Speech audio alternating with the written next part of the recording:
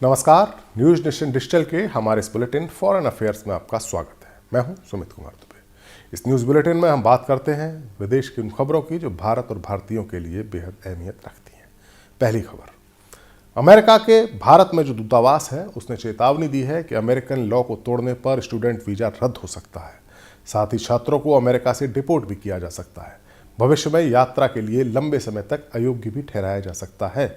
दूतावास ने इस बात पर जोर दिया कि अमेरिका में एंट्री कोई अधिकार नहीं है। अपने सोशल मीडिया में प्लेटफॉर्म एक्स पर एक पोस्ट में दूतावास ने कहा कि कानूनी उल्लंघन अमेरिका में पढ़ने वाले इंटरनेशनल स्टूडेंट्स के लिए गंभीर परिणाम ला सकते हैं। साथ ही कहा कि यूएस वीजा एक प्रिविलेज है, आपका राइट नहीं है।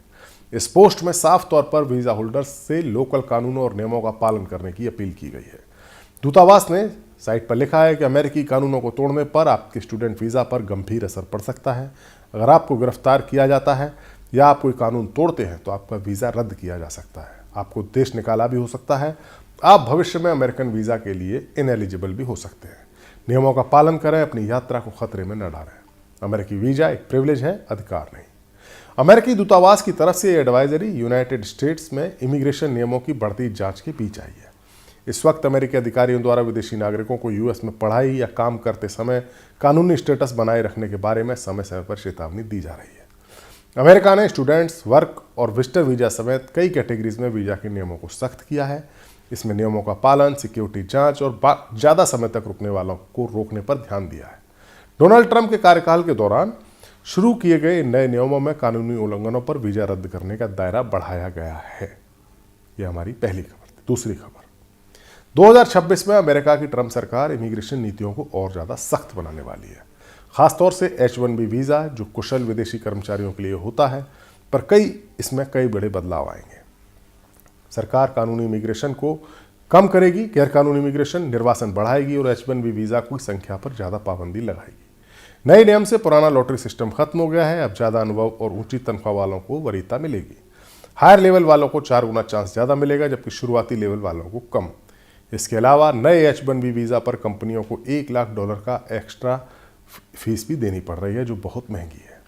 इंटरनेशनल स्टूडेंट्स के लिए भी मुश्किलें बढ़ेंगी, क्योंकि ट्रेनिंग प्रोग्राम जैसे ऑप्शनल प्रैक्टिकल ट्रेनिंग को सीमित किया जा सकता है।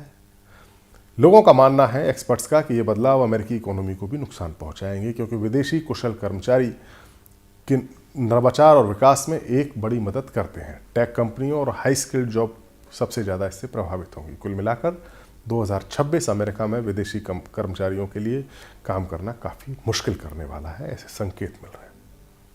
तीसरी खबर, अमेरिकी कांग्रेस के बजट ऑफिस यानी CBO ने एक नई रिपोर्ट दी है।